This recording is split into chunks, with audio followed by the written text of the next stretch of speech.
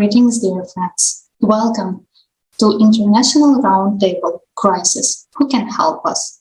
This format of discussions is the continuation of the Global International Conference, Global Crisis. This already affects everyone, which was held on 21st July 2021 on the platform of ALLATRA International Public Movement.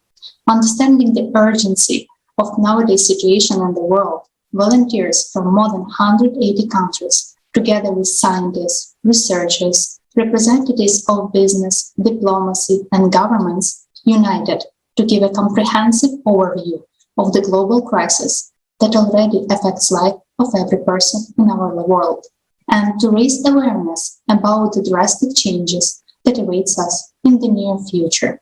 This unprecedented event was interpreted by volunteers into 72 languages. Ordinary people made that happen so that we all can know the truth. And this conference has opened our eyes to the real situation in various spheres, the technogenic and economical, environmental and climate crisis. But first of all, the crisis of consumerist format, which does not give us any solutions and leads us to the dead end. And now people from all over the world are joining hands in preparation to the next conference, Global Crisis, Time for the Truth, which will be held on 4th December 2021. Together, we will reveal more facts about the situation with environment and climate crisis, and about the real only way out for humanity. This time conference will be interpreted into more languages, so the truth could be heard by every person in the world, in any corner. So we invite everyone to join this international team, as together we can do much more. Hello, dear friends. We are all well aware that no media, no government or organization tells us, ordinary people, the whole truth. Most information about the real situation in the world is distorted or hidden from almost everyone. And it is our mission to find the truth and to speak it up. As only when we know the truth, we can together find the solution and choose the right way. This is exactly what was done by volunteers on the 24th of July. And today, in continuation of that conference, we will talk about technogenic unemployment, environmental and climate crisis. We will discuss whether we are ready for what is happening already now and what we can do to preserve life on our planet. I would like to present our dear guests. Milana Kim from Korea, currently residing in Ukraine, an actress, model, entrepreneur, representative of the Korean Association in Kiev, Ukraine. Sonal Krishnatri from India, Managing Director at Consintech Global Financial Solutions, business management consultant and counselor, as well as a social activist focused on education, health, and environment. John Rosebush from the United States, founder, chief executive officer, and president of the Worldwide Development Corporation. And Khalid Sijaria from India, founder and president of Studiometrics and Diplomatron, educationist and social entrepreneur. Thank you, all our dear guests and viewers, for being with us today.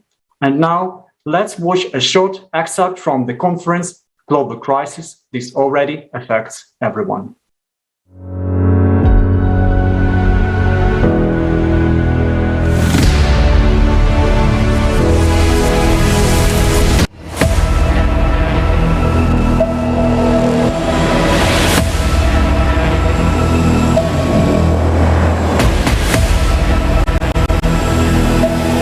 Modern civilization has entered the stage of instability and global crisis. The future has already arrived. In the field of artificial intelligence, I really understand that today we see tremendous opportunities and possibilities.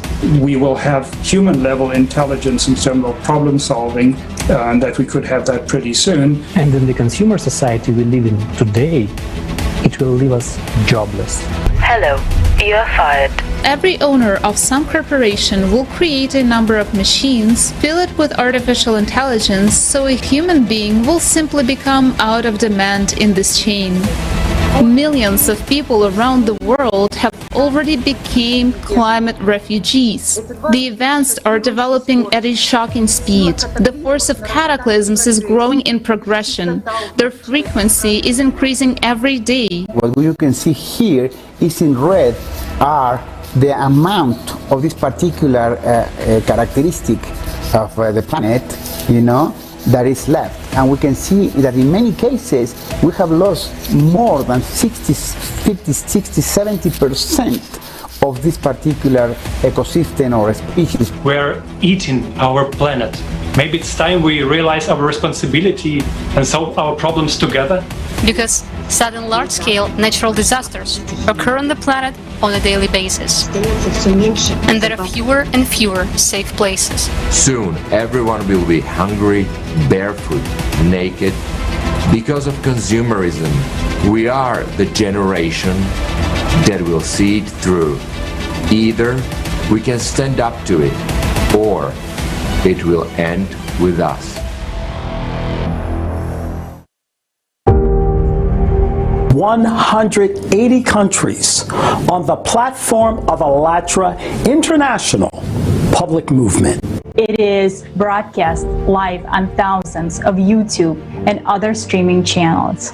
Moreover, thanks to volunteers from around the world who understand the importance of this event, the conference is simultaneously translated into 72 languages. The main value in a creative society is human life, your life, the life of your children, your loved ones.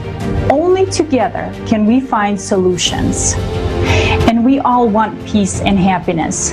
And together we can create this world.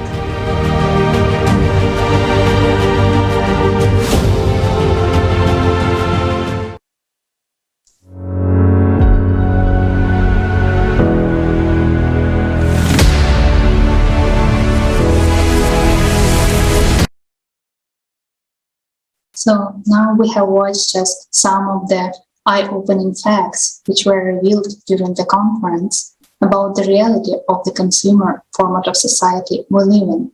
And it's really urgent to unite the whole humanity. And we would like to ask now Ms. Milena Kim, could you please share your impression of the conference and tell us, in your opinion, how relevant is it to continue discussing these issues which were raised during the conference? Hello, dear friends from all over the world. My name is Milena. I have to say that I was absolutely amazed by the international conference of global crisis initiated by ALLATRA movement, because as I've been doing modeling and acting for a long time, I used to travel a lot through various countries of our planet, exploring different mentalities, different cultures, different landscapes, and different points of view. And what I realized that not only needs our planet to be saved, but also we, people on this planet, must survive as a kind, as a civilization, despite all natural disasters, destructive change in the climate, the development of artificial intelligence, which causes a huge unemployment in most fields, and lack of funds for living and other inevitable processes that are approaching with the high speed. So what I should say that this conference made a huge impression on me and caused mixed feelings. On the one hand, it is very sad and painful to look at this, all this situation taking place in the world nowadays, and at the indifference of the authorities to global problems. But at the same time, I'm very touched and happy that more and more people are beginning to wake up and see the real picture on the map and find out the true state of issues. Therefore, I would like to express my deep gratitude to ALLATRA movement for its courage, determination, active position, and speaking the truth. And I'm honored to be invited to the roundtable and be a participant in this important discussion today. Thank you. Thank you, Ms. Kim, for your feedback and for taking part in today's roundtable. Thank you for your actions. Thanks a lot. And now a question for Ms. Krishnatri. Ms. Krishnatri, could you please share with us what touched you the most? What impressed you the most during the conference? And could you tell us, please, whether you feel it important for you to share all this information with those you know, with your friends, with your relatives? Yeah. Hi, Alexi. Thank you so much. Hello, everyone.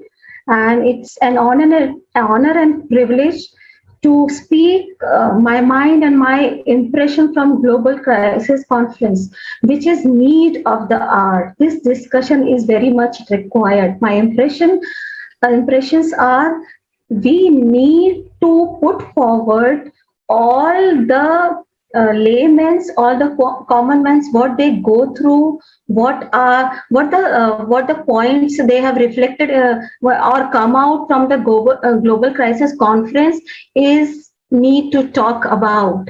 And this is the time, this is the moment where we need to discuss openly all these pointers, crisis pointers, because pandemic is real eye-opener, as you all know, and my heartfelt gratitude to ALLATRA International for giving all the speakers from around the world to speak their mind on these pointers, which are really, really important for humanity.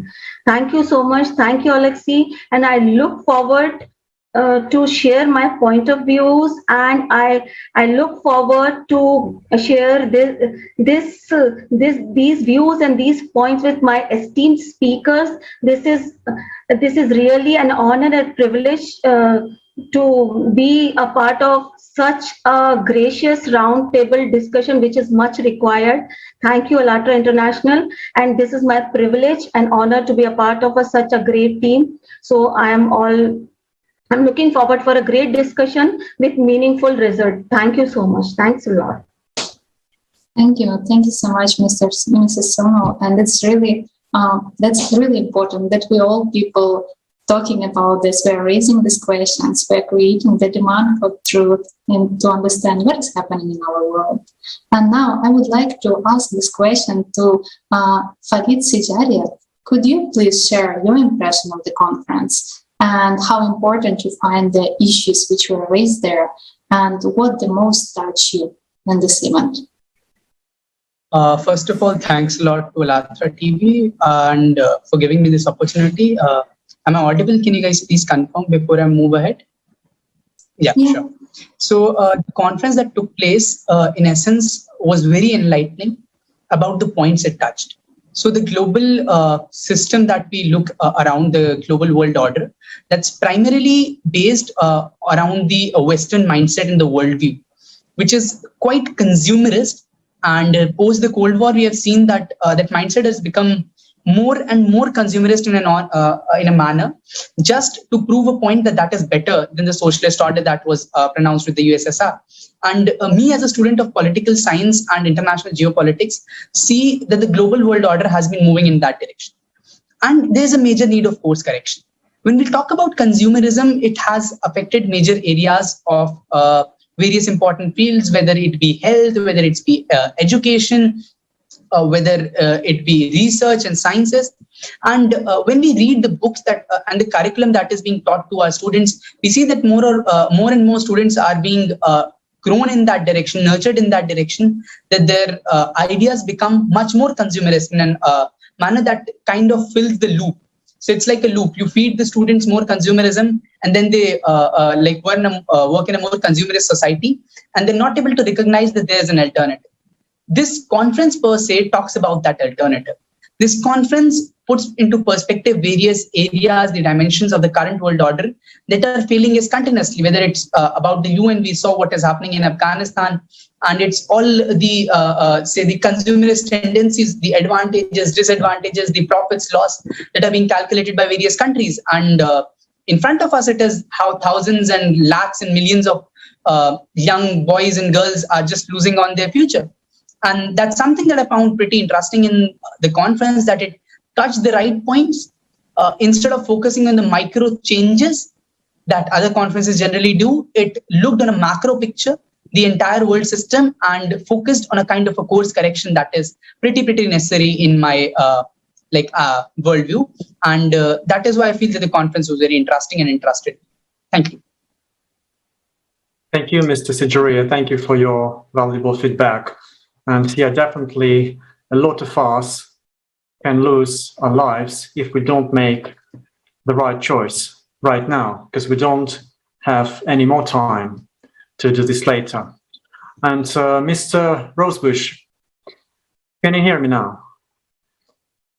Yes, I can hear you. Yeah, great. Could you please tell us what are your impressions of the conference? Are there any points you would like to share with us, to share with those you know? Before I start, I'd like to thank the Creative Society and Altria TV to have me on. I was really attracted to this mission because what they want to do is bring the world together to solve the problems that's facing humanity. And I think that's critical. The world has to come together. The Worldwide Development Corporation, which I'm CEO of, has concentrated on the solutions. I think that the Creative Society and Altria TV have pointed out very well the problems. When I looked at the video, which I went through most of it, I see all the catastrophes around the world, and they're speeding up. Water shortages, there's just so many, electricity shortages, oil consumption. You go through the list, and mankind is headed on a downward path. And the nice thing about the Worldwide Development Corporation is our mission is similar to your mission in the sense that what we want to do is lift up all boats around the world and create a sustainable planet. And we've based all our stuff on physical science, where Creative TV and Altria TV, our Creative Society and Altria TV, have based most of their work on social science. In other words, to try to make it a much more fair world. We're trying to create a sustainable planet, and we're wanting to lift all boats up, which is exactly what the Creative Society is doing. So what I love so much about this is our organization and your organization are working in tandem. But if you go through all the different things that I posted in the chat, you'll notice that everything is based on the physical science to it. So I really appreciate working with the Creative Society and Altria TV. And I think what you're doing is both areas are extremely important if we want a healthy planet going forward. So I really appreciate being on this show. And I think I'll end with that, and we'll continue on, I hope. Thank you so much, Mr. Rosebush, for your feedback about the conference. And I just would like to highlight that Creative Society project, it's not just organization, or it's just, it's really the project for whole humanity. And as you're saying, to operate together, it's for every person, because without a single person in this world, we can't make it happen. That's why we need to unite all our knowledge, scientific potential, and first of all, human potential. So thank you so much for signifying these points and importance of working together for all of us. And now I just would like to move to one topic which was raised during the conference. That was the massive technogenic unemployment, which has already affected millions of people around the world, and which very soon may become a reality for each one of us. So let's find out more about it.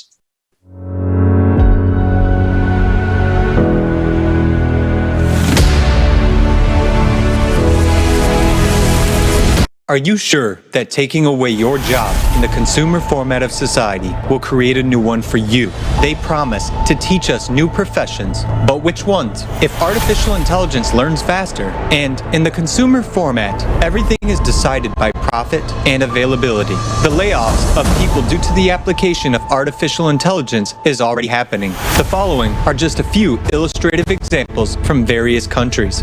The Chinese mobile phone factory Shenyang Precision Technology has replaced 90% of humans with robots. This increased their productivity by 250%. People have not been offered other jobs. They were just simply fired. In 2018, Sberbank of Russia, the largest financial enterprise in Central and Eastern Europe, introduced artificial intelligence and cut 70% of middle managers. Amazon claims that if some of the packers and warehouses are replaced with robots, the cost of such a robot of $1 million will pay off in just 2 years. Professions that require performing repetitive and predictable tasks in the field of transport, logistics, and economics are already being actively replaced by artificial intelligence all around the world. The future of logistics has come. Many links of the logistics chain are automated and already work without human intervention. Hyundai Merchant Marine Company has launched the world's largest container ship capable of transporting 480,000 tons of cargo. The main functions of the vessel are controlled by artificial intelligence. The world's largest modern ports, Shanghai, Hong Kong, Rotterdam, and Long Beach, serve hundreds of thousands of containers with virtually no human involvement. Yet, this is just a small part of the overall picture. Impressive, isn't it? Have you now thought about the fate of people who once worked at these enterprises? Modern transcontinental logistics companies, AliExpress, Amazon, UPS, Walmart, DHL, are intensively replacing human labor with robots in their warehouses. Besides moving cargo, robots are engaged in packing and sorting goods. Self-driving trucks have entered the market. Volvo and Scania companies have presented models of completely self-driving cars, which do not even provide a place for drivers. The entire economy is rapidly switching to automated management. Paying for goods, we are no longer surprised that most transactions in banks are automated. Bank of America started opening fully automated branches back in 2017. Without staff. You can get a mortgage, a car loan, or a credit card there. China Construction Bank, CCB, already has a branch in Shanghai that is run entirely by robots. It allows you to manage accounts, buy gold, and analyze real estate investments using virtual reality glasses. Banks benefit from the use of artificial intelligence, and they expect to save up to $500 billion by 2023. At a time when millions of specialists will be left unclaimed, banks' profits will rapidly grow. The robot performs the same actions as a live operator. However, it needs no break and makes no errors. Unlike other industries, banks are not burdened with expensive factories, manufacturing plants, or showrooms full of luxury cars. Their biggest expenses are people. The work of financiers, economists, accountants is also built on repetitive algorithms and right now is being automated through the Agency of Artificial Intelligence. Beeline uses the Robbie robot for accounting. He checks more than 90% of cash documents in 3,000 telecom stores and replaces the work of 101 accountants. Robbie is constantly developing, and today it can work even with complex documents for the installation of equipment and the commissioning of fixed assets. Already now, only one bot can work instead of an entire accounting department. It not only conducts complete accounting, but also generates reports for making management decisions.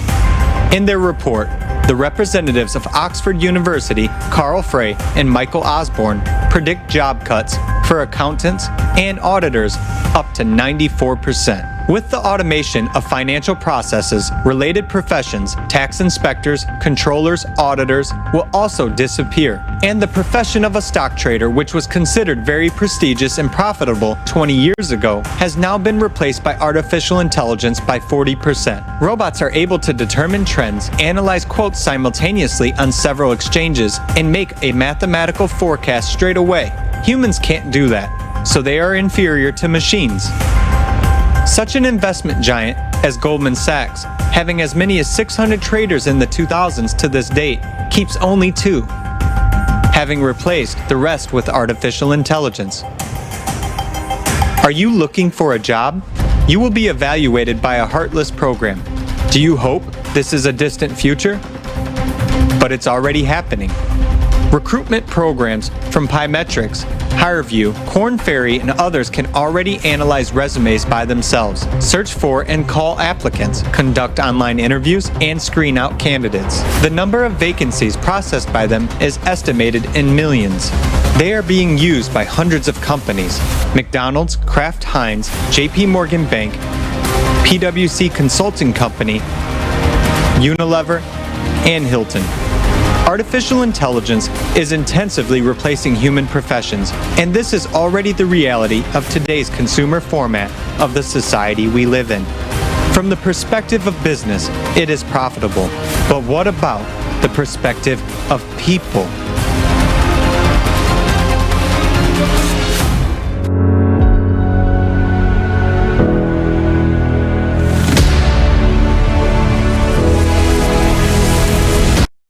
Nowadays, there is a rapid, even exponential development of technologies and artificial intelligence.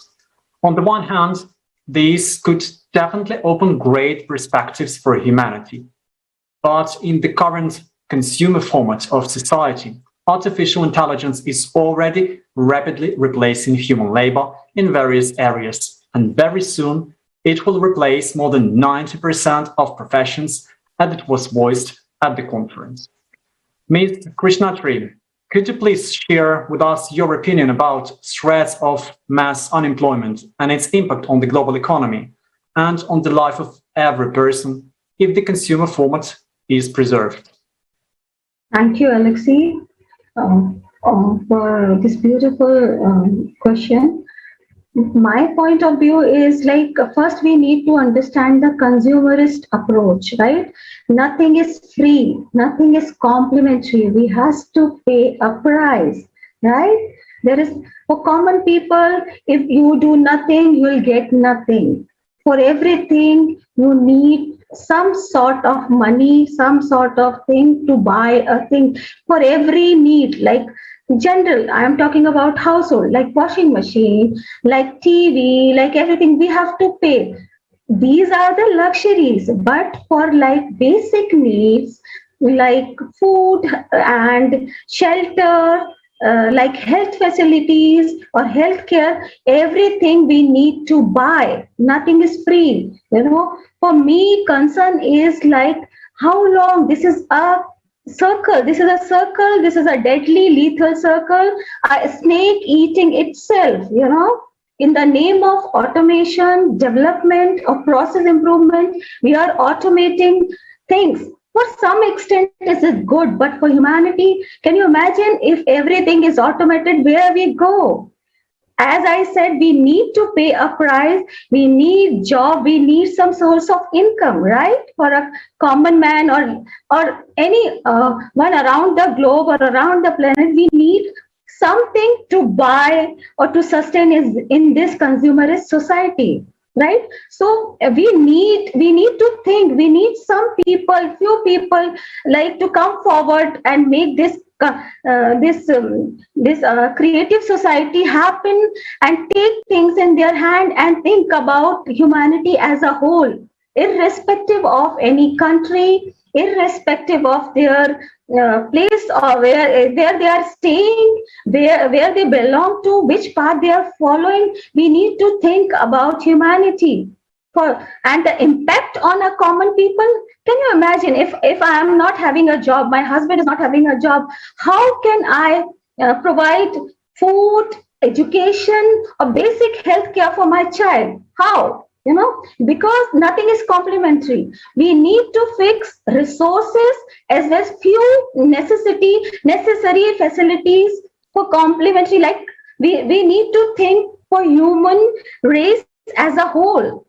We can't sustain with this consumerist approach for long. And I have read somewhere, I guess in some Forbes magazine or somewhere I have read that IBM has about to develop, or they are developing one software which can redundant, I guess 90 to 90% lawyers' job around the globe. How? Because the accuracy the software is providing is 96%.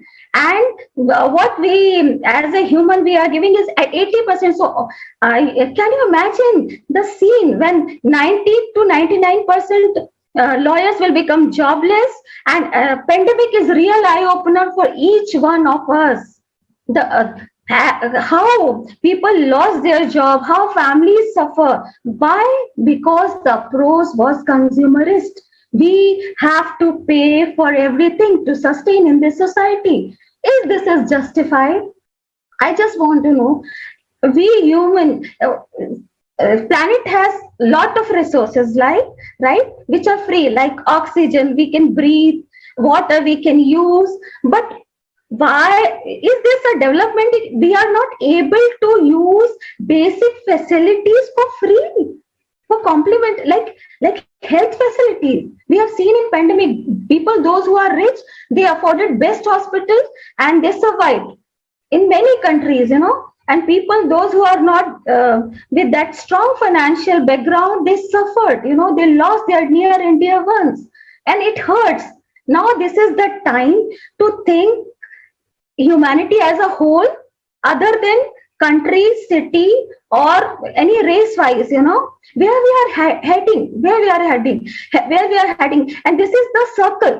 It's not like each and every point raised in global crisis conference is related to the other one, whether it's overpopulation, whether it is artificial intelligence, or alternative energy consumption, or anything, any other point, like each and every human's life is valuable, each and every point is related to the other one. This is a cycle. We need to think about the whole cycle. We can't, in the name of development, we can't lose lives like this. We can't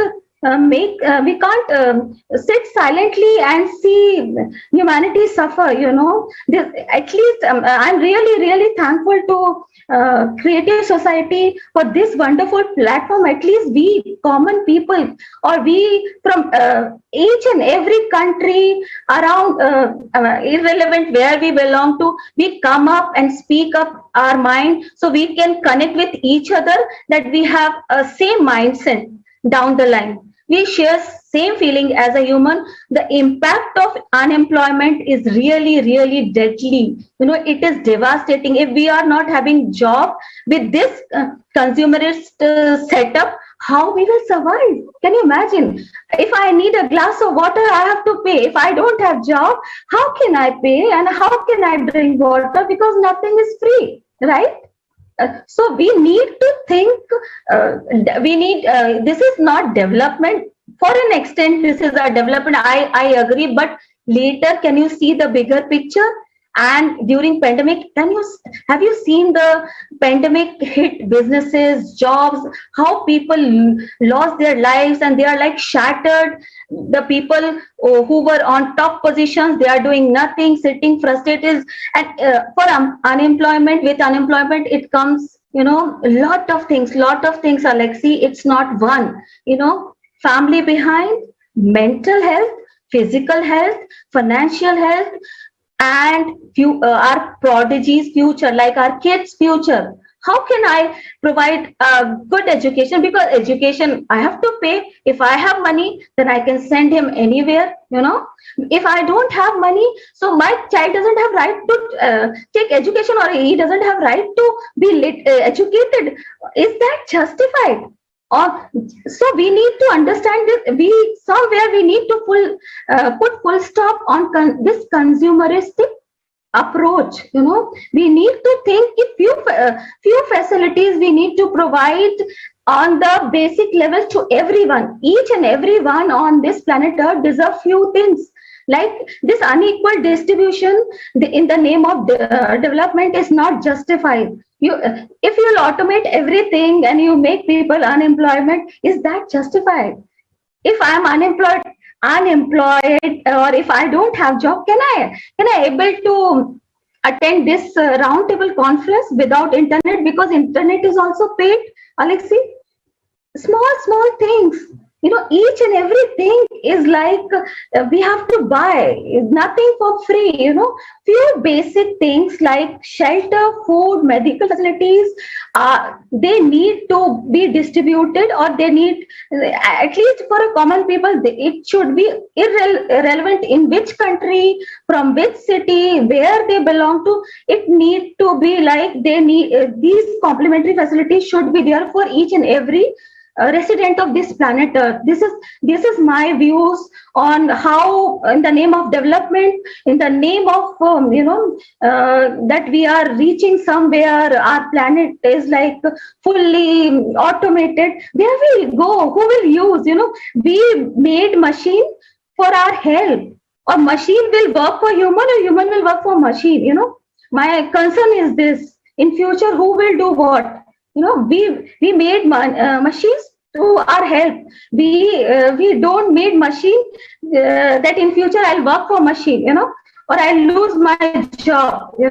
I want help from machine. To certain extent, everything is justified, but job loss, it is really painful for each one of us.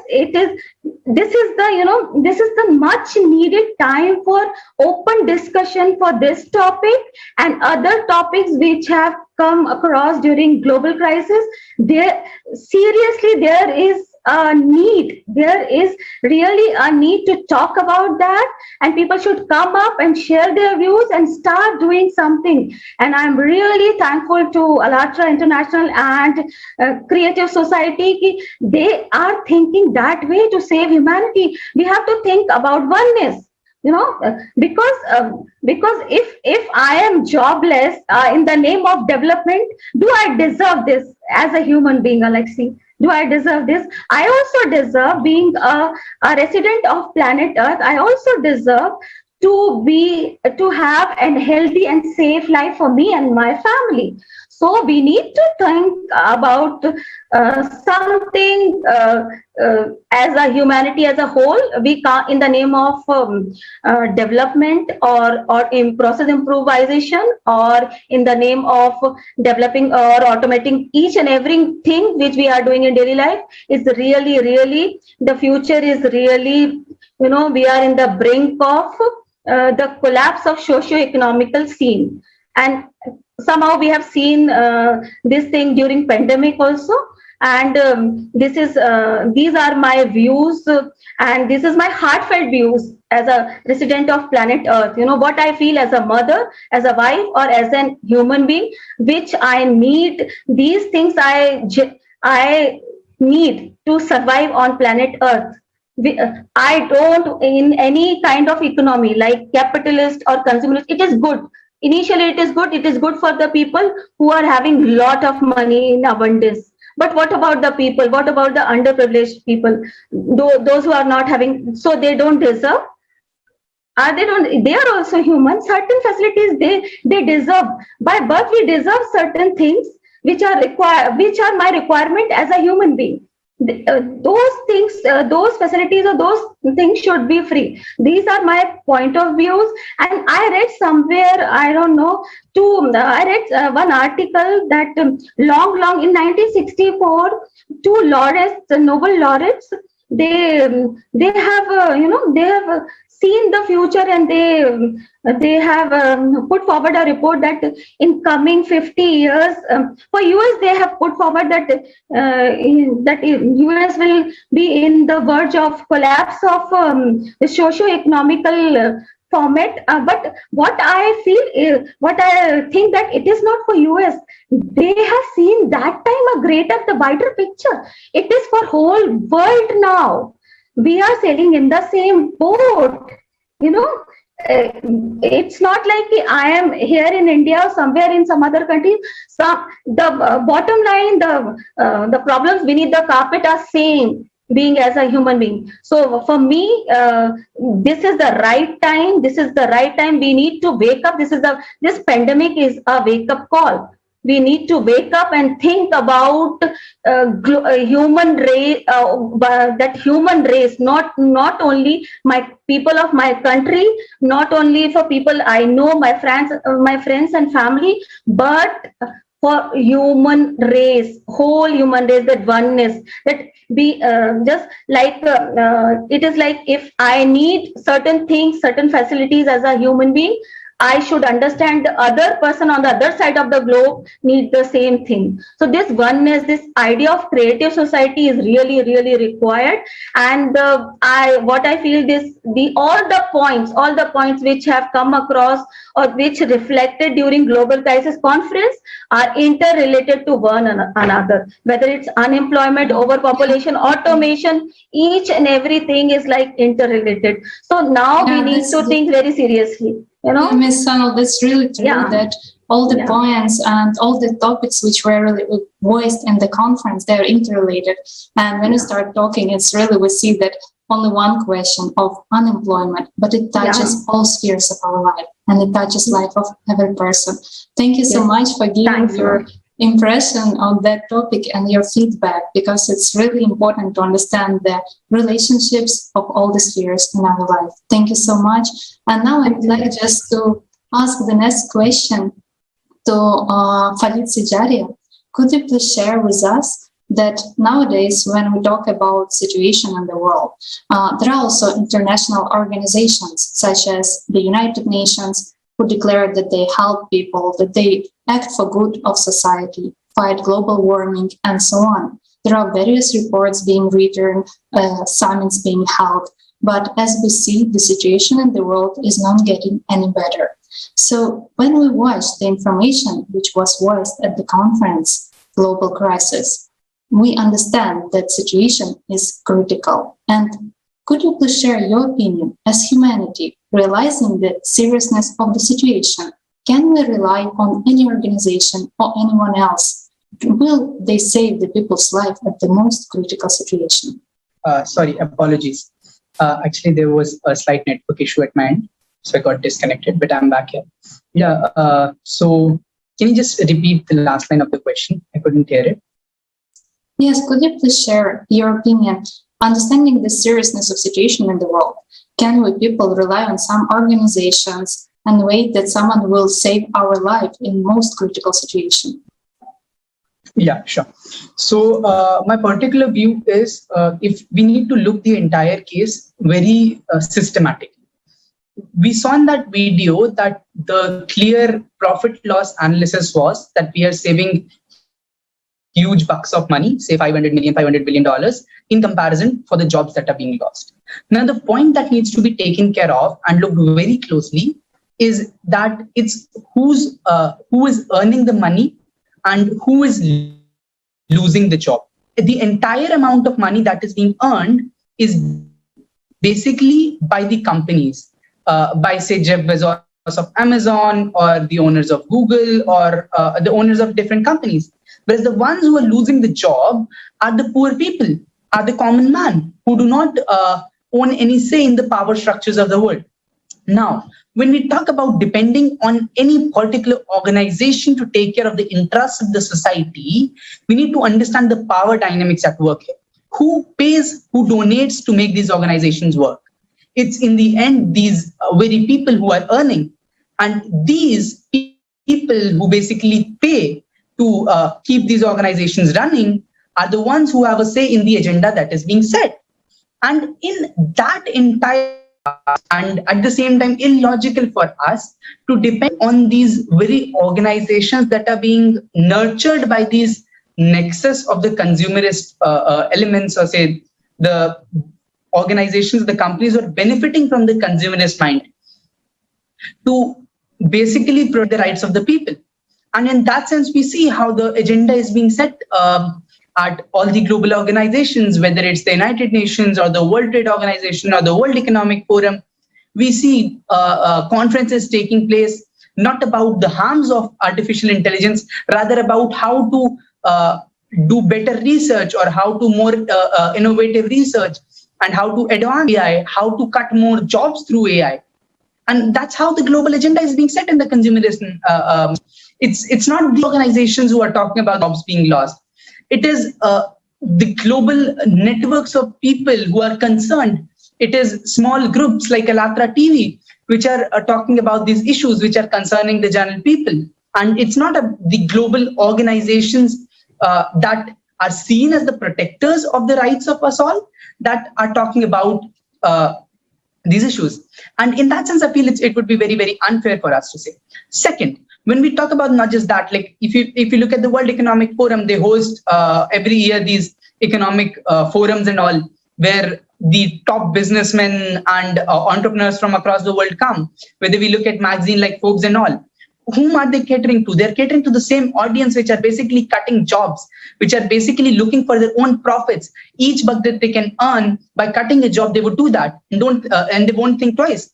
And that they feel is how the corporate is run. That is being taught to people. That is being taught in, say, economics, that it's okay to cut jobs. It's okay to be like at the loss, that humans be at a loss for the benefits of others, because that's how society is meant to be, because that's how the society is structured. We've seen year after year, we have seen books after books, how our entire curriculums have been made to tell us how socialism is, say, an evil that needs to be fought back.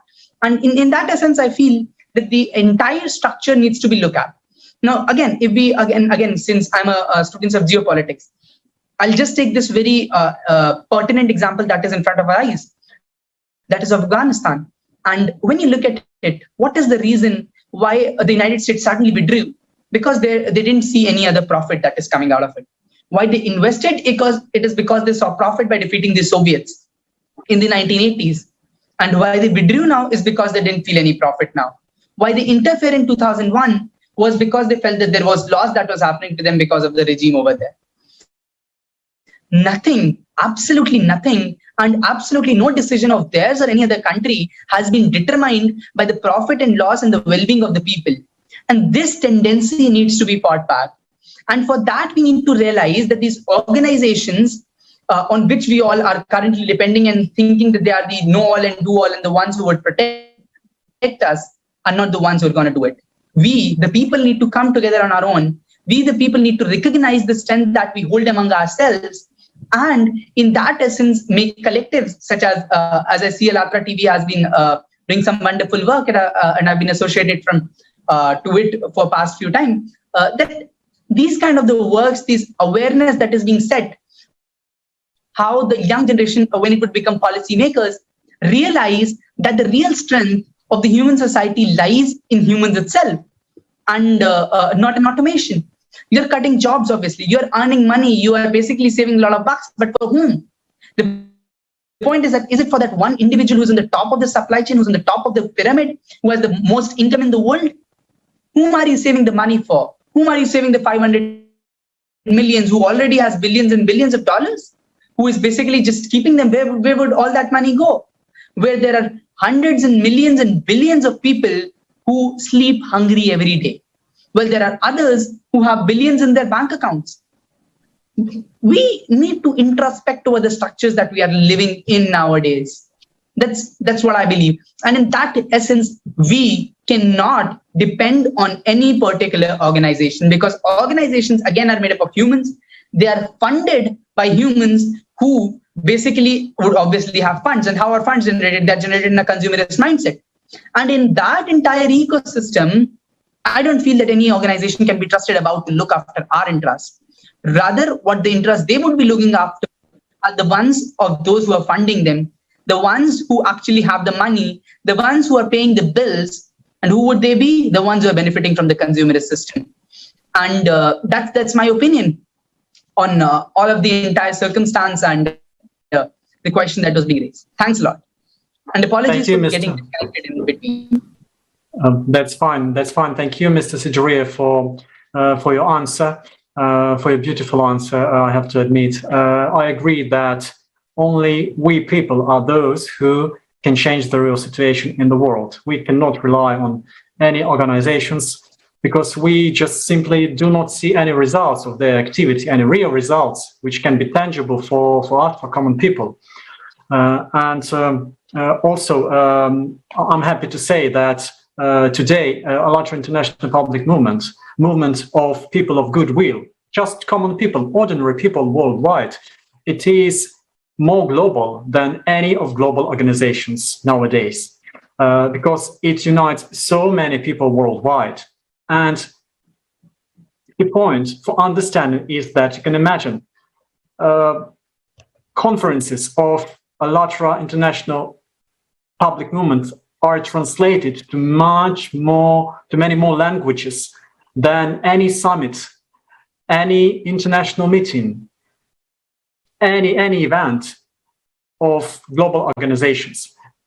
And the reason for that is because volunteers of Alatra International Public Movement, they do really want to share the truth with everyone worldwide. Thank you for your answer, Mr. Sigeria. And now I have a question to Mr. Rosebush. Mr. Rosebush, you know that in the consumer format of our society, we are trying to earn more, to acquire more goods, to boost our economy. But at this time, natural resources, they are being exhausted and ecosystems are being destroyed. We are basically killing our planet.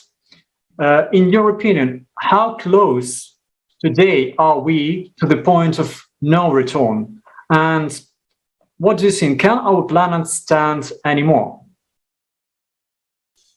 Well, thank you for the question. I think we're at the precipice of humanity's survival. If we look around the world, we see the disasters. Those are climate change crises. But in reality, overconsumption of resources is going to destroy our planet. Believe it or not, way back in the Roman days, they failed because of ran out of resources. Even the Mayan temple. This time it's on a planetary scale. The new energy invention that the Worldwide Development Corporation has created, which I'm just going to throw one little plug in here. If you go to www.wdcpower.com, you'll be able to learn all about the Worldwide Development Corporation. But we believe that this will be the only way we can power our planet. It doesn't consume resources. It's 24/7 energy. It doesn't depend on the weather like wind and solar. It's 5% of the cost of wind and solar, which means it's 5% of the resources. If we do this and we actually implement this around the world, we believe that we can power the planet theoretically forever. That's a big deal. Right now, the biggest issue we have is how do we power our planet long term? Right now, wind and solar, they've brought out batteries, they brought out all kinds of cogeneration. Now they're talking about hydrogen. So the only possible way we can power our planet, I think, is through this new energy invention. It just so happens that we introduced it. The next thing that I'd like to talk about is you talked about the UN and not being able to help. The UN is the only body on Earth that represents almost all the countries. It's a very large body, and it represents 7.8 billion people today and 10 billion people by the year 2050. It's not working today, but we must make either that a body work or something similar to that body work if we're going to create a sustainable planet. And all the stuff that you talk about on the social aspect, if we don't have a sustainable planet, then it's all a moot point. Who cares? So we need to have a sustainable planet. We've got to be able to power this planet. The next thing is we need to preserve oil. Oil it makes plastics. Plastics is no good in food, but imagine a world without plastics. You can't. Imagine a world with 10 billion people without plastics. Explain to me how that could be. What would he make everything out of? Wood, tin, steel? It'd be impossible. And we can never maintain 10 billion people without it. Not only do we need to start to begin to preserve our oil, and that's what this new energy invention does, besides electricity, because we can power transportation fuels for 25 cents a gallon equivalent. Not only do we need to stop using oil, we need to start preserving the oil, which means recycling all petroleum products around the world. Recycle centers everywhere around the world. That's the responsible way. You know, today we have a fossil fuel consumption throwaway society. You're right about that. We need to turn it into a alternative energy, recyclable, sustainable society. Now, you talked about employment, you know, with AI. If we're going to convert our planet from today's fossil fuel consumption throwaway society to an alternative energy, recyclable, sustainable society, it's going to take full employment around the world for the next 20 years. So employment over the next 20 years is not going to be an issue. But what happens 20 years from now? That's the big issue with AI. We're never going to be able to stop technology. Ever, ever, ever. So what we need to be able to do is maybe we go to a 30-hour work week. Maybe we go to a 20-hour work week. Maybe we go less than that. And then what do? We concentrate on our families. We concentrate on the health of the world. There's things that we can do that to create a better world, a better, fair, and balanced world. I don't believe there should be any billionaires, period. I don't know if I believe in a moneyless society, but I surely don't believe in the inequities that we see around the world today. So, you know, my goal is to lift up the bottom both, not just in India, which we see even the two talking from India, you know, it's like desperation they're talking about with the poor and the middle class. That's because it is over there. 1.4 billion people almost are about ready to overtake China, and they have major issues when it comes to the poor. But so does Africa. So does South America. These things are going on around the world. The other thing that this new energy invention solves is climate change, or at least it don't solve it, but it surely helps, because what it does is it generates all energy on the planet sooner or later without consuming resources. So no more carbon going into the atmosphere. We can even solve things like refill the Aral Sea, supply fresh water to India and around the world where there's water shortages. 10 bodies of water, major bodies, like the Aral Sea, the largest freshwater body in the world, has dried up. 10 other majors. Iran now just has a large body of water that's dried up. So there's things that we can do. The creative society, the idea of it is to bring people together from around the world. I'm attempting to do that through the United Nations. Right now, I'm failing so far. All they care about is politics. But that has to change. We have to have a body. And Altria TV and the creative society is from the bottom up. And United Nations is from top down. Maybe the two can meet in the middle. There is no set answers on anything. All I know is that we need to come together. And if Altria TV and creative society merge people upward, and the United Nations finally gets it from the disasters that's going on in the world to go top down, maybe that we can meet in the middle and create a healthy, sustainable planet. We're never going to have a moneyless society completely. It's just not going to happen. No matter what we talk about, that's the idealistic world. The other world that's going on is this capitalist world, which is not working neither. Somewhere in between, we're going to have to come together for the benefit and well-being of humanity. And I don't know where that is, but it surely is way far away from where we are today. And it's much closer to the creative society. Now, I don't know how we get there and who's going to help us get there. But I do know the Worldwide Development Corporation has the answers. And it's the only company that has the answers right now to where we're going. And I do think that if we don't change and change rapidly, that we're at a precipice. We're not going to be able to save this planet regardless what technologies we have. And so I come on these different programs to talk about this new energy invention. I've never asked anybody for a penny. Fits right in with the creative society. And I'm still not. What I'm attempting to do is bring the leaders of the world together through the United Nations to accept this challenge that I posted on your chat room. And if they do, then we'll pass that challenge. And then what we can do is we can begin to change the world.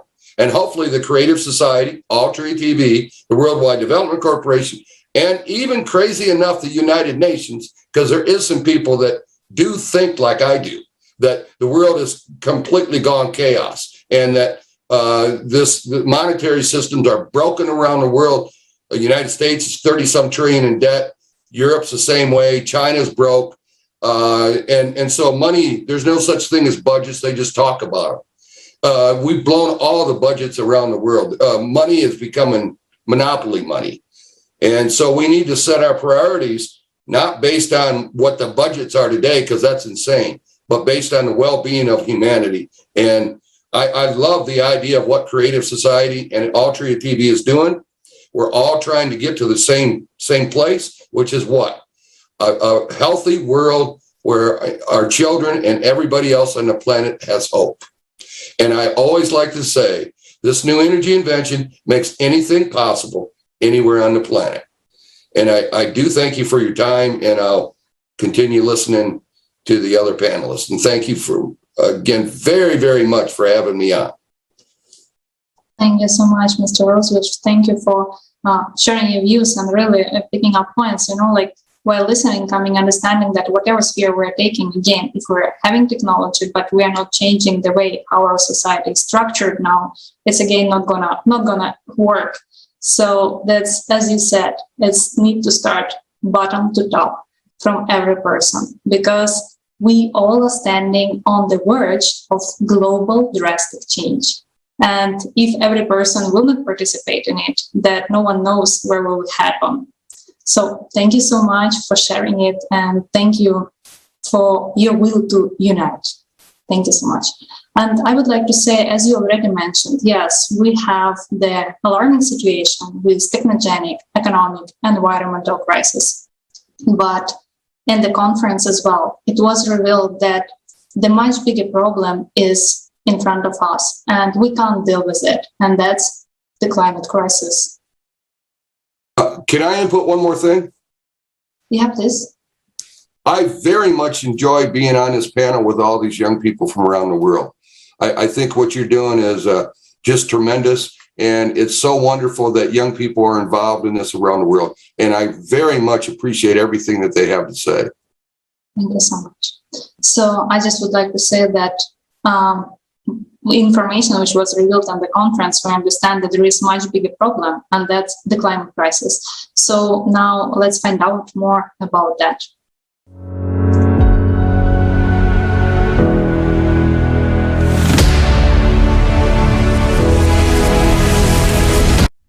Summer of 2021.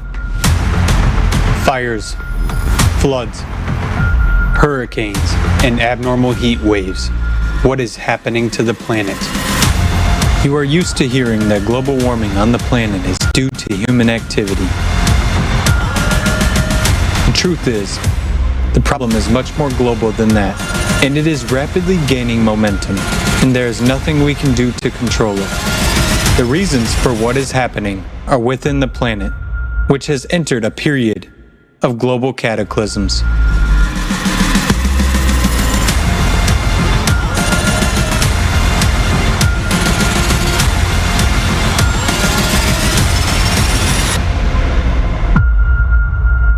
Nucleus. In 1998, a drastic shift of the planet's core was recorded. After that, the GRACE satellites and instruments on the Earth's surface detected an abnormal expansion of the planet at the equator, as well as heating from the inside. Because of the displacement of the core, it is unbalanced. With its vibrations, it creates shock waves, which are manifested on the surface of the planet by increased earthquakes and cracks on the Earth's surface. Through these cracks, a large volume of water escapes into the bowels of the planet. Molten magma rushes to the surface and heats this water. The water evaporates and escapes into the atmosphere. These enormous masses of water fall down in the form of sudden torrential rains. As the planet expanded, new continental rifts began to form.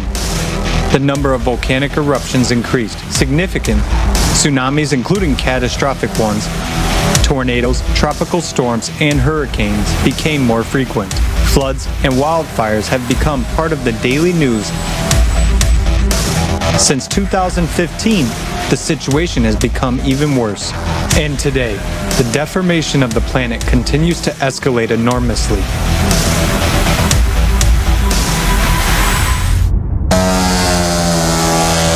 Earthquakes.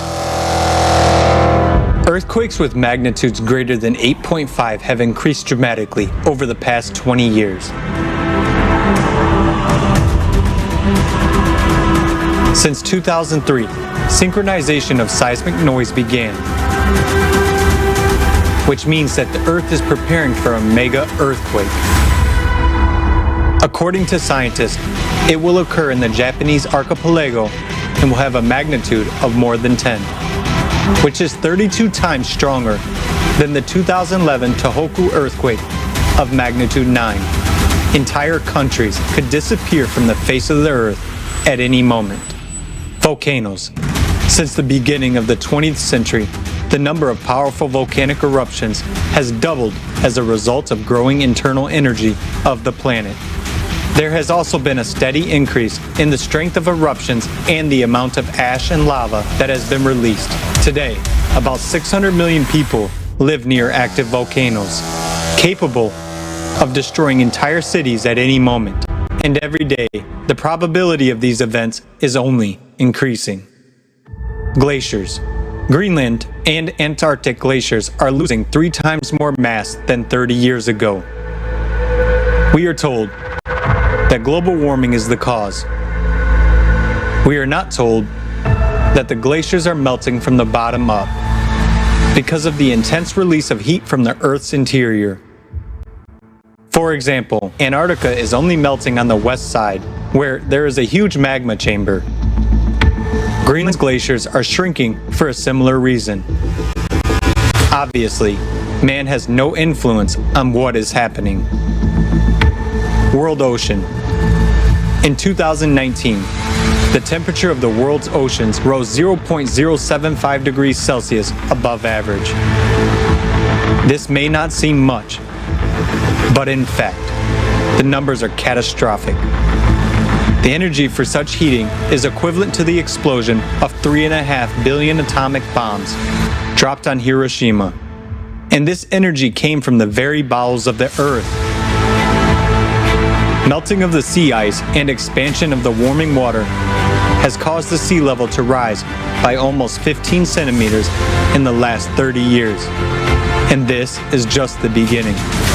There has also been an increase in the number and power of storms, as well as a significant acceleration of currents. Hurricanes, tornadoes. The year of 2020 broke all records for the frequency of hurricanes and tropical cyclones on the planet for all time. Because of increasing humidity and rising temperatures, the intensity and number of tornadoes has increased.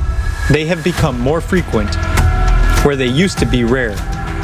Since the 1950s, the number of tornadoes in Europe has increased tenfold and continues to grow.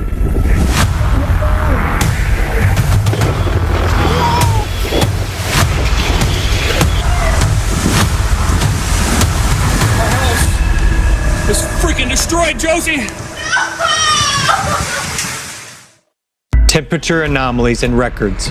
According to the data prepared for the IPCC report on climate change, over the past 140 years, the average temperature on the planet has risen by 1 degree Celsius and by 3 degrees Celsius in the Arctic.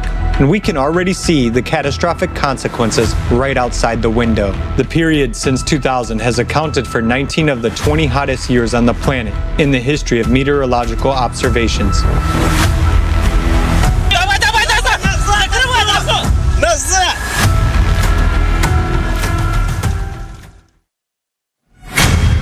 Floods.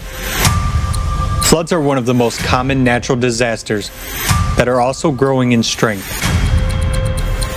60 years ago, only 8 major floods were recorded per year. However, in 2020, this number increased by 25 times and totaled 201 cases. Moreover, they began to occur synchronously, affecting several countries at once.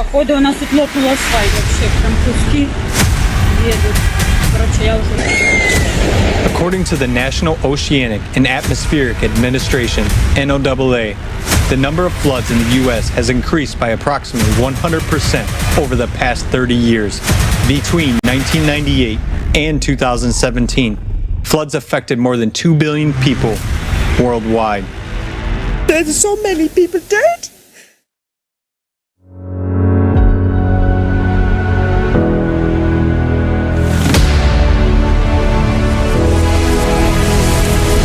The facts and information given in the video are really horrifying.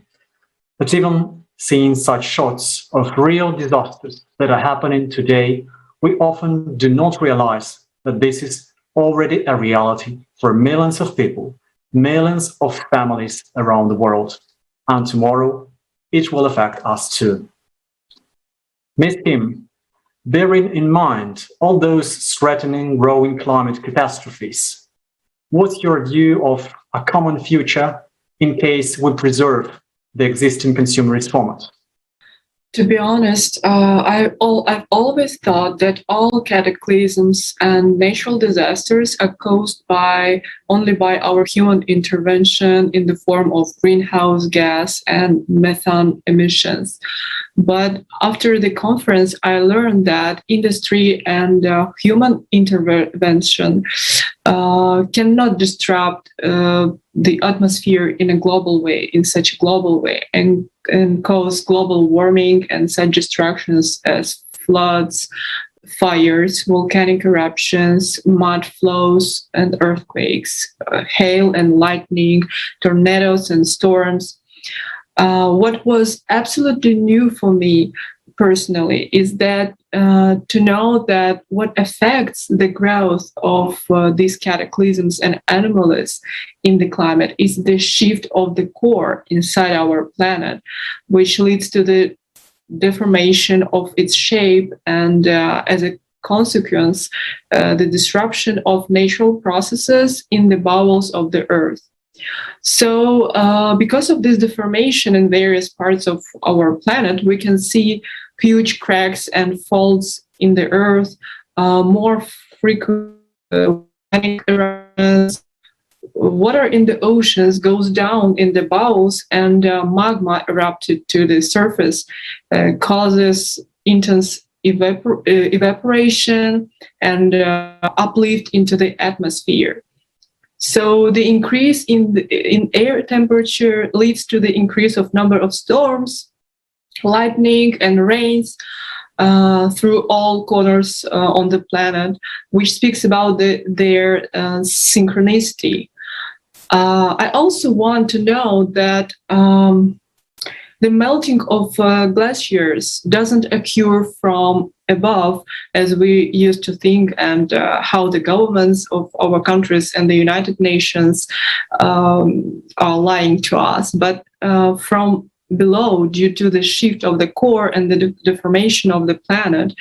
Water goes down, warming and droughts with fires are observed around the world, which take away many human lives and entails worldwide migration.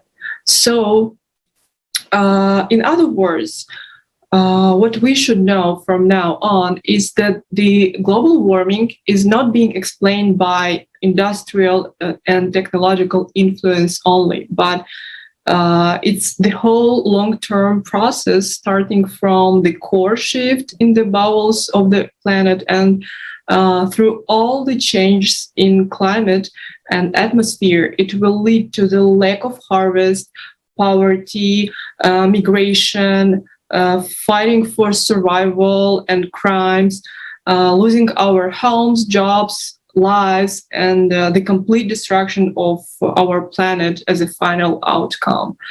And the government are aware of all the situation going on, but don't want to put people in panic or just not open up it because all the consumer system will fade into the background. But we have a right to know what's going on in real. It seems to us that now we have nothing to lose, but a moment may come when we might lose everything. So this is my personal opinion about all this climate crisis. Thank you. Thank you. Thank you so much for sharing. It's really well listening to your feedback about the situation of climate, coming and understanding how important for us to understand the real reasons for that. And while listening, came also like we're trying to protect our consumer system instead of understanding how to protect life of every person. So here is a big question to all people in the world. So what are our real goals and what are our real values? And it really depends on each one of us. So thank you so much for commenting on that and for bringing this insight. And I just would like to say that really that dramatic large-scale climate changes that already affects most of countries. And there are billions of people who still hope that someone will come and will save their life, will inform and so on. But we see that it's not happening in our current situation. And I have such a question to Mr. Rosebush. Could you please share, in your opinion, can any single country or community overcome all the coming cataclysms, or do we need to unite to be able to cope with all these challenges? It's a tough question. As far as I think, we're going to have to come together, and it's going to take everybody on the planet. The changes that are required are huge. It's a complete shift from what we're doing today. I disagree with humans not helping cause climate change. I think the person that worked on that talked about there's a volcano in the Antarctic that has caused it on the western side of Antarctic. But we also know that the carbon is entering into the oceans that we're producing. It's causing acidic problems in the oceans and destroying our corals, which is destroying our marine life. But it's also putting a dark cloud on the snow covers on the glaciers and south and north poles, which then when you get dark, what it does is it helps bring in the sun rays. So we are definitely contributing to climate change. We don't know what degree the Earth is doing it and we're doing it, but we both are contributing a great deal. So reducing the carbon footprint is going to assist us regardless. And I sure want to not take a chance that it doesn't. The next thing is we need fossil fuels to keep them. So doing what we're doing is critical. You know, can we change? I don't know. Right now, the world is hesitant. And, you know, it's crazy. They had the Paris Agreement, and then, you know, they say they're going to do things, and then only maybe 20% of it gets done. So the Altria TV is correct that they're not following through with their obligations. And our lives depend on it. Because truthfully, we'll destroy ourselves if we continue down this path. I don't expect the world to make it another 50, 60 years on this path if we don't change. It's that dramatic. And Altria TV knows that. So does the Creative Society. And believe it or not, so does the United Nations and some of the leaders around the world. They're all well aware of it. It's just a matter of greed. Again, going back to the Creative Society, greed and capitalism is getting in the way. And I'm hoping that changes as the catastrophes get worse. It's terrible that we have to have catastrophes to change their minds, but that's what it looks like. We'll see how it goes this year in November in Scotland. I sure hope minds are changed a little bit and that we start to increase our responses to what's going on around the world, because it's awful and it's just going to get worse, much worse. And, you know, it's kind of like you fill a glass up with ice, and when the ice gets half melted, boy, the second half of the melting of the ice goes very quick. And I believe that's where we're at. And I so much appreciate you again allowing me to talk. The Creative Society, Altria TV, all these young people, you guys can see the danger we're in. And the Worldwide Development Corporation is just waiting on the UN to accept the challenge. And I would give it to the world for free because we don't care about money. Believe it or not, our motives is the well-being of the world. But the problem is if I do, they'll exploit it like they do everything else. So the idea is that I hold them accountable. And that's what that UN challenge does. It mainly holds the top leaders, which you guys have no confidence in. I don't have much, but this agreement would hold them accountable. And it would allow wealthier countries to pay for royalties for this energy generated through this and give it to poorer countries. And India would be considered a poor country. It wouldn't be as poor as Africa and South America, but it still would receive royalties. So not asking for money, putting on a challenge that most people think is a miracle, you would think they would accept it. It's a no-brainer. But believe it or not, there's a lot of hesitancy within the acceptance of it. It doesn't make any sense to me whatsoever. But these catastrophes that happened in the United States recently may prompt them a little more. We're going to find out. And all of y'all are correct, though. I mean, we're in trouble. So let's continue doing, getting on these programs, talking to people, talking to your friends, bringing them into the Creative Society and Alternate TV, because that's the bottom-up approach. Bring people in. Don't just get on here and act like this is a big deal. It's not. Bringing in 100 people apiece and then letting them bring in 100 people and letting them bring in 100 people. Now you have something. And now you'll be able to put pressure on people from up above and your governments. And without that, even the Creative Society and Alternate TV, if that's all we're going to do is sit and listen to it, and that's it, then it's just another popular program around the world. But if all of us work and we keep bringing in people into it, at least the idea of it, even if they only agree with 70% of it, who cares? It's the approach forward. If they agree with 100%, good. If they agree with 50%, good. Because their whole thing is bring people together to help solve the problems of humanity's future. Now, that's something worth doing. And it don't make no difference what the ideology is. That's a wonderful thing, trying to help save the world. And so we all need to work together and just keep bringing people in, keep talking about it, keep these roundtables going, have another conference from the bottom up. And you don't be so crazy about your ideology. Preach it, but accept everybody, not just people that believe 100%. If you believe 50% of it, the main thing is, do they believe in helping save the world? Do they believe that the people can change the world? And if that's the case, then the Creative Society and Alternate TV is doing the right thing. And because I only believe in 50-60% of what you guys preach, but I feel like I'm right in tune with you. So it isn't 100% ideology.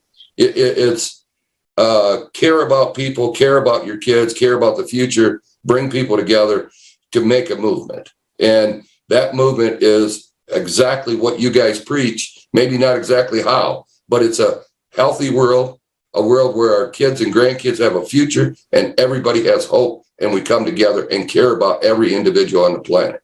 And that is the core of what you guys are doing. And I agree with that. So I thank you for letting me comment on this.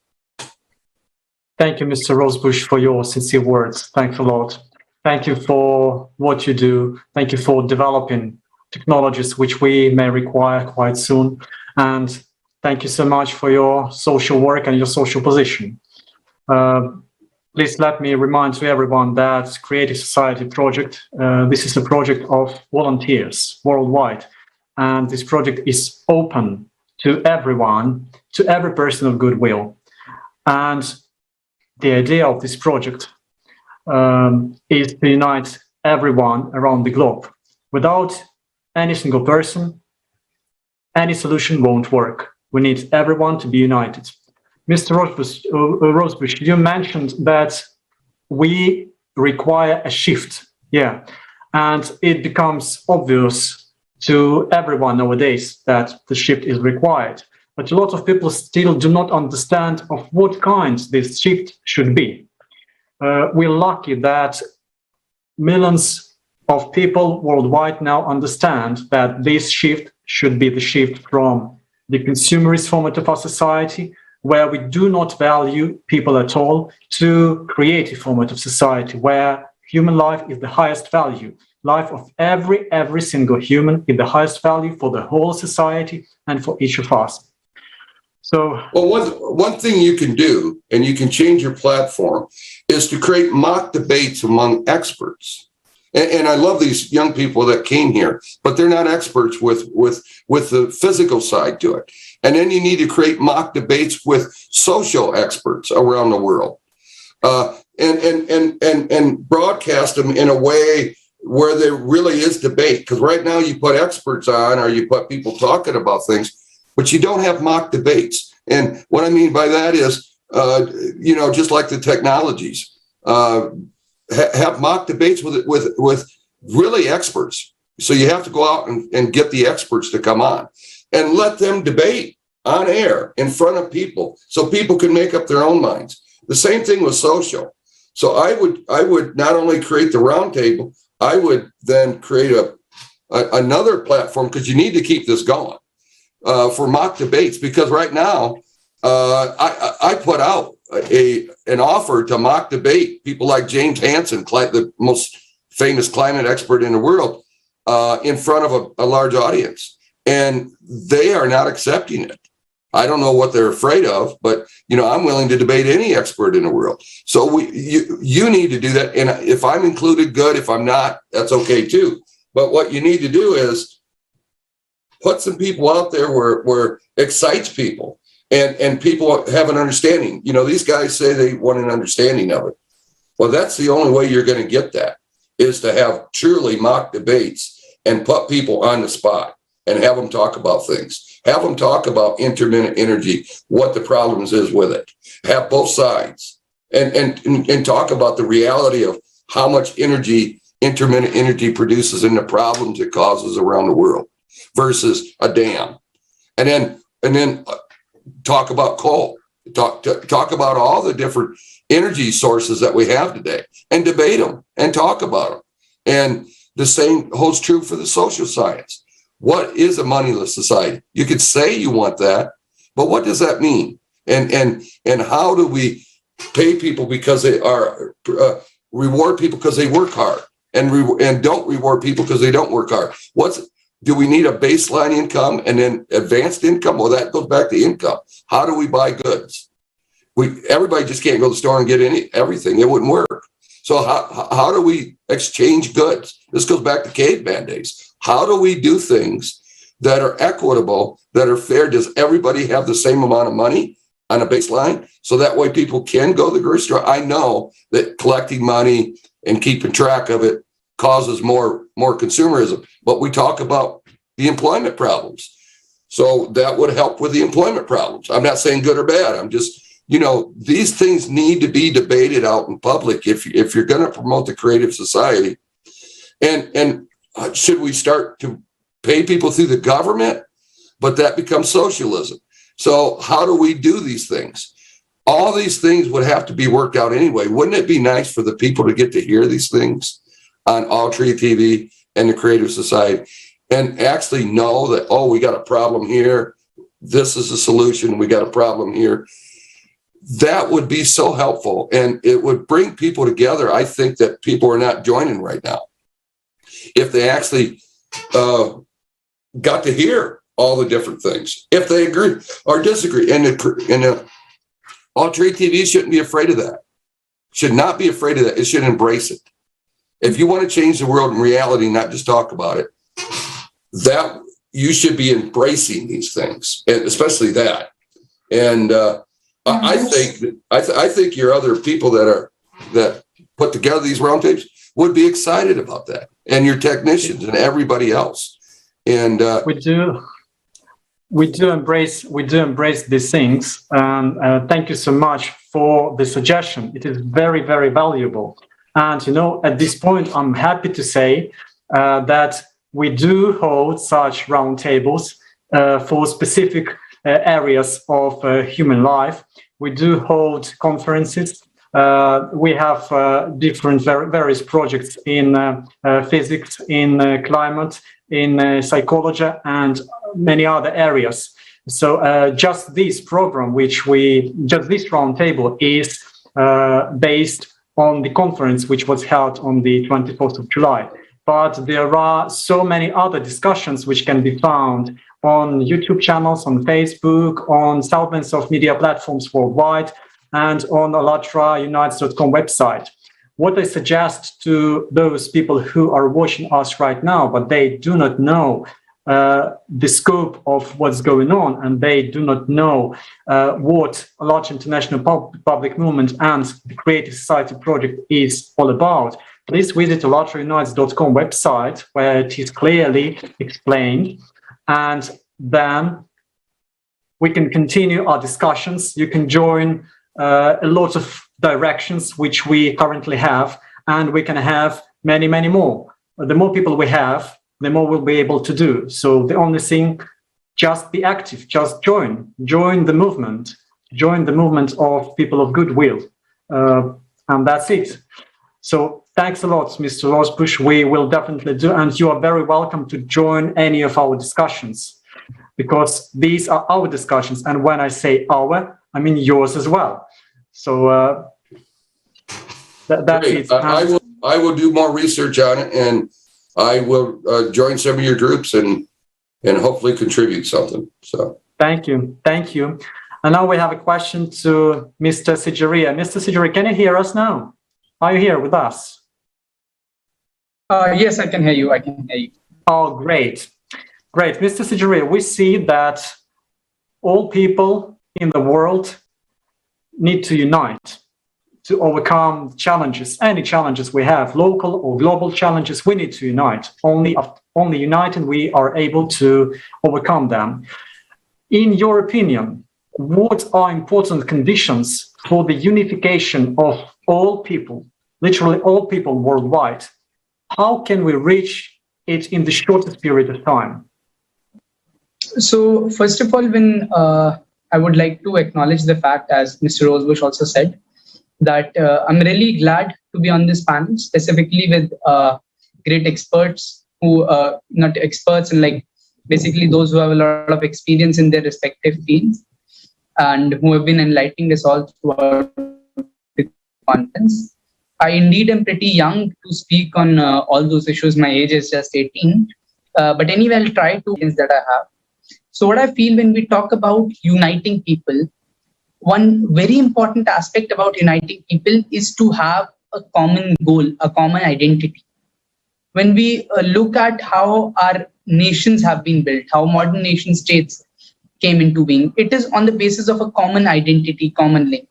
So either your common link can be on the basis of your shared history, your shared heritage, how you have come together, or your linkage or unification can be on the basis of your common goal. That is the future. So either it can be on the basis of your past, that is your ethnicity, from where you have originated, and like your birth and everything. So either that is a form of kind of linkage that you have, or what you view your future. And when we talk about how like bringing the world together and unifying in the current state, with the divisions that are in front of us in forms of the national boundaries, the various interest groups, the only thing that I see possible is that of a shared future of the entire humanity. And by basically focusing on that and showing the world the mishaps, the problems that are taking place in the current system, the problems that are there, the future, how catastrophic it is, in which direction we are moving, we'd be able to unify people. And in that essence, the most important part is of awareness, of making people believe that there is something better out ahead, and that requires change, and then to incentivize that change. So first, we need to make people aware about the possibilities that lie ahead in terms of the current direction that we are going in and the direction that we can go, to be honest. So what I'm saying about is that when we look across the world currently has been divided up various bases. Some people are divided on the basis of religion. Some people have been divided on the basis of nationalities and various other reasons as well. Right now, even interpretations of religions, even interpretation of various things, we are being divided. So in that essence, when we look at it, it's very important to unify people on the basis of the shared thread of humanity. And by basically focusing on that thread, and there have been various philosophers, various theocrats, various statesmen who have tried to attempt the same. Even a lot of the religions that we see in the current world originated from the desire of creating and unifying humanity into one thread. And in that essence, I feel that unification is possible by making the world realize the dangers that it faces currently, and at the same time, the changes that can be brought in the course correction that can take place to a more sustainable future as we can see it. Obviously, we saw in the video how a lot of changes or the problems that are taking place come from inside the earth, from the bowels of the earth. But the point is, who is to face these problems? It is humanity. It is the human race across the world who is to face these problems. Now, on whom lies the responsibility to come out of these problems and find solutions to the same is also the human race. So when we see it all in collection, then we are able to see that a unified future is dependent on each other. It's not that any one of us or any individual or any community can live in total isolation from others. The acts of one affect each one of us. If there are 1,000 or say 1 million trees being cut in one part of the world, what is being affected is the oxygen supply of the entire earth. If there's a glacier melting somewhere, what is affected is the rise in the sea level of across the world. And these are not things that are restricted, whose conclusions, whose impacts are restricted to a particular region. These are things whose impact travel across the globe. And if not now, then in say a 1 year or a 2 year gap, you would see the impact on our community. And that entire aspect of a collective responsibility on humanity is what we need to realize. And in that manner, I guess if we look in that perspective, we'd be able to unify the basic human race and the world would be unified in that sense. I hope that I answered the question sufficiently. Yeah, thank you so much. And it's really so important that whole humanity is united. And as you mentioned, that we need to find what unites all of us. And that's precisely what the participants of ALLATRA International Public Movement have been doing for more than 10 years and continuing to do as of now, is to find out, so what is our common goal as humanity? What is that world which we all want to live in? And after such research, and after communication with people from more than 180 countries, with millions of people, came the 8 foundations of the Creative Society, which is the basis on which we can build a world where every person feels comfortable and live prosperously. And now we have these 8 foundations, we have stages for implementation, and coming the next question, so we just need to act to implement that. But often here comes the question, so how? What should we do? And we would like to ask Ms. Sanal, could you please share in your understanding what simple steps can each one of us, every person, take right now, irrespective of where we're staying, what language do we speak, and what conditions we live in? What steps can we take that understanding that we can build a better world, we can build greater society, will reach every person? Thank you, Anya, for such beautiful question. Actually, my answer is like we have to think what I think for myself, I have to think for rest of the resident of the globe. What are my problems? If I am seeking some solution for myself, this is a chain reaction, If I think better for myself, then I am creating a ripple in my surrounding, in my society, in my country, then in my surrounding neighboring countries, then in the whole globe, It's a chain reaction, or it's a ripple. If we throw a stone, if we start doing good things for this planet, or see, I am not talking about any moneyless or moneyless society. I am talking about sustainable society for human race. If I start planting a tree, it will. If I'll make it a ritual, it's a small deed. If I'll start with this small thing, if my friend will also follow this, then my friends, family, communities, country, the neighboring countries, then whole globe. So my idea of solution is what I think, what is well-being for me, my family. I should think in that way. If it will be good for my family, myself, then it should be 100% beneficial for rest of the community, my country, and my globe, my whole globe. So these are the small steps. I cannot change the whole world in a go. I can start with myself. Myself first, then my friends, then my family, then community, society, country, and my globally all over my planet. So my idea is like just start doing good things, but with greater vision of human race.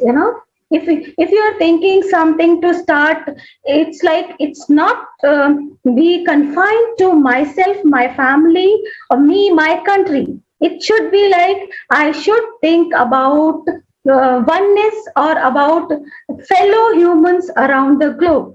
The goodness, if I feel this is good for myself, I should not be confined to be myself. I should think for whole human race. This is the idea of creative society, that we all are same.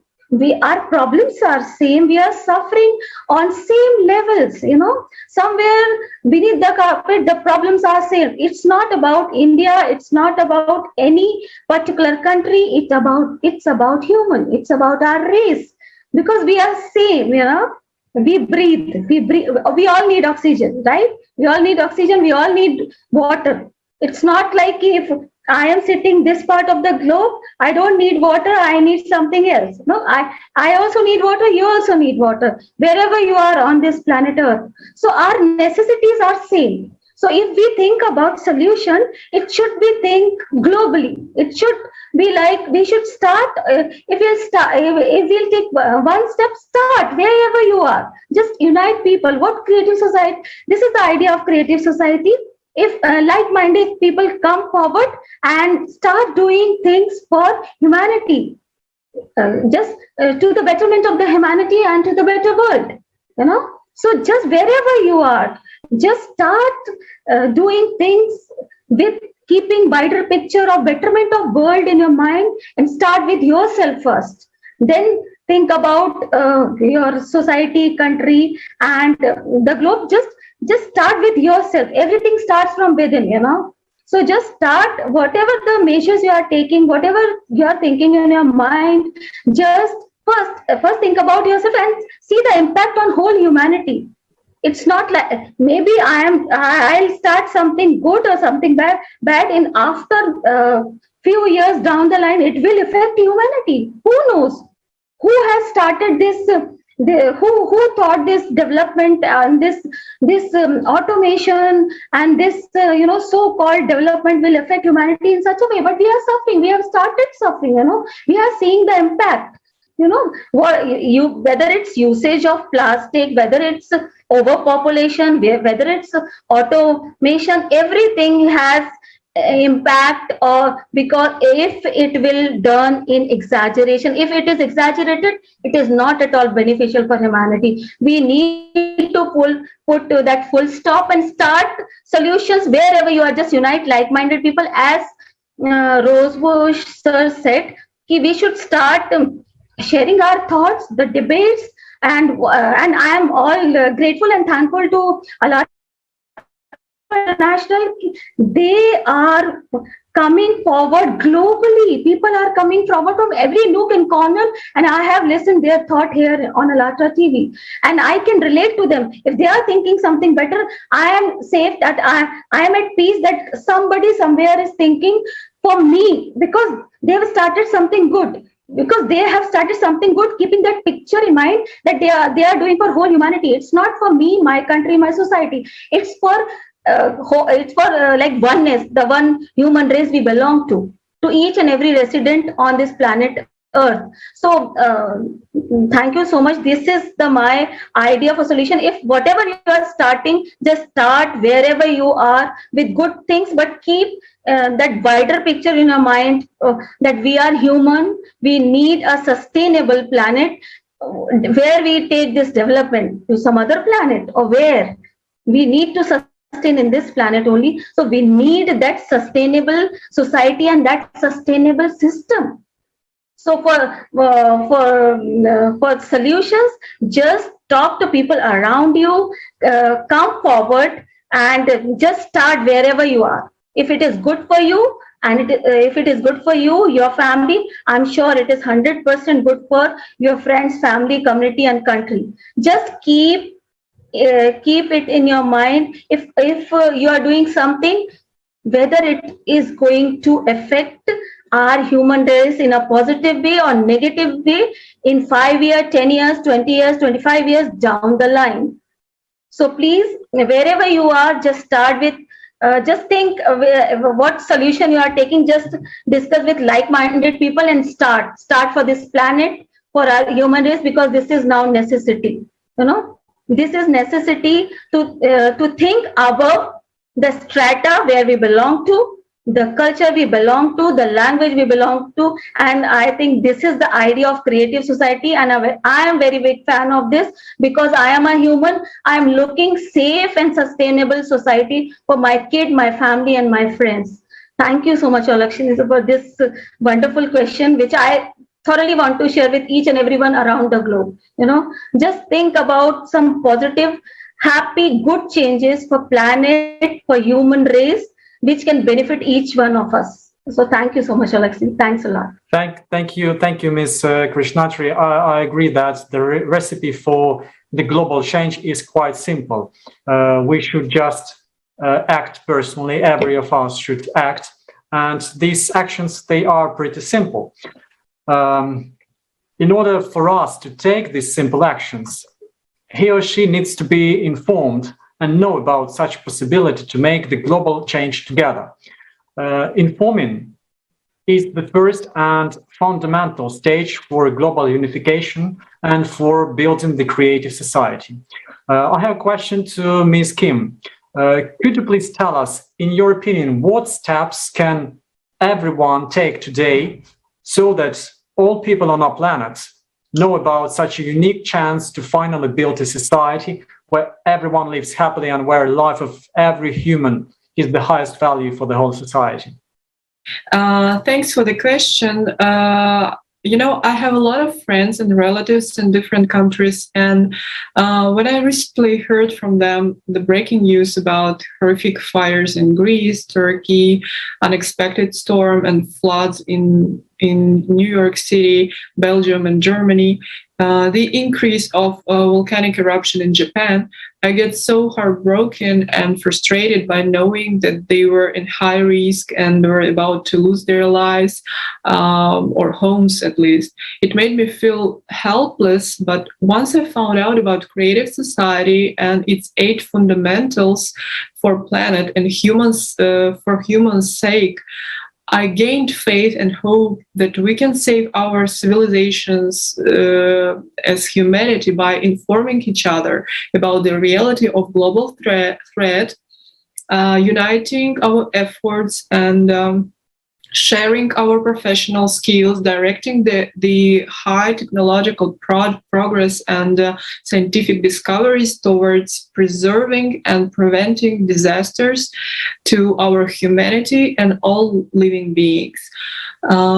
Most of the times I hear from people who don't believe or who are too lazy to believe the truth and the real threat to our life in the future, and they're just focused on their own individual problems and the consumer format of living. But I want to say those people, I know that it's really difficult and uncomfortable to open the eyes and believe in the information that differs from mass media broadcasting, but it's finally time to turn on your own brain and try to stop this fake informational war and dig deeper than that, start thinking differently and take responsibility of what we do now.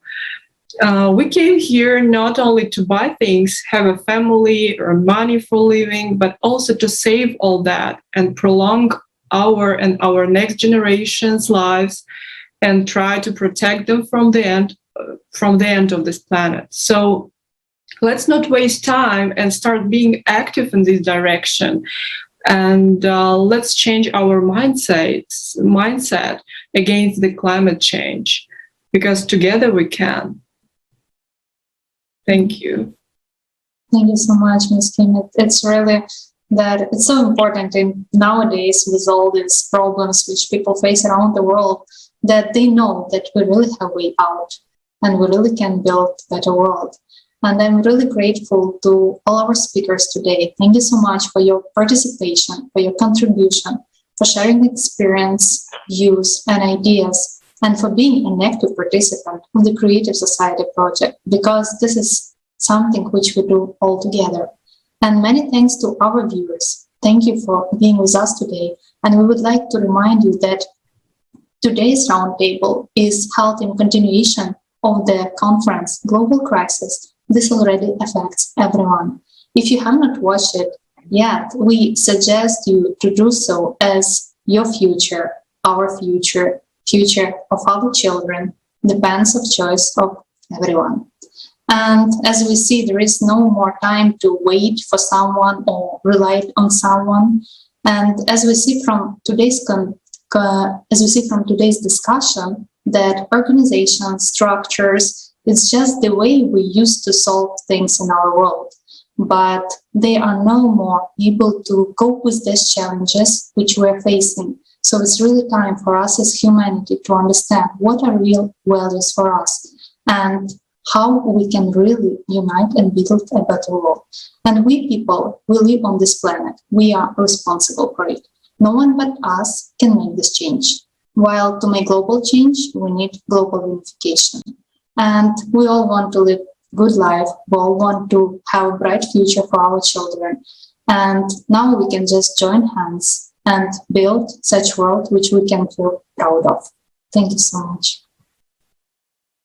At this particular moment, millions of people worldwide are participating in preparations for the new conference, Global Crisis, Time for the Truth, which will take place on December the 4th, 2021. This time, the topic of environmental and climate crisis, as well as the consequences of the consumer formative society, will be even more deeply revealed. There is a unique opportunity not just to view the new conference, but also to take part in its organization. Can you just imagine that the previous conference was simultaneously translated, interpreted into 72 languages? 72, that's simply unbelievable. But you know what? On December the 4th, there will be even more languages. If you luckily speak any rare language, you are more than welcome to join a huge international friendly team of simultaneous interpreters. It's time for the truth to sound in all languages. People of goodwill from more than 180 countries are doing their best to invite world-famous personalities, opinion leaders, in order to draw the attention of the whole world to the environmental and climate threat, to the need for unification, and they want to make information about the possibility to build the creative society available to everyone in the shortest time possible. We need to inform literally everyone, the whole world, our friends, relatives, and colleagues. We need to make sure that every person knows that we still have the way out.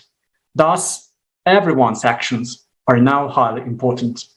If you are a specialist, a scientist who is ready to tell people the truth about the current environmental situation and climate change, or just a person who cares, please write to the following email, info@allatraunites.com, to participate in the international roundtables dedicated to the conference. And if you haven't joined the Creative Society project yet, let's watch together a short video on how easy you can join. See you at the next International Roundtable.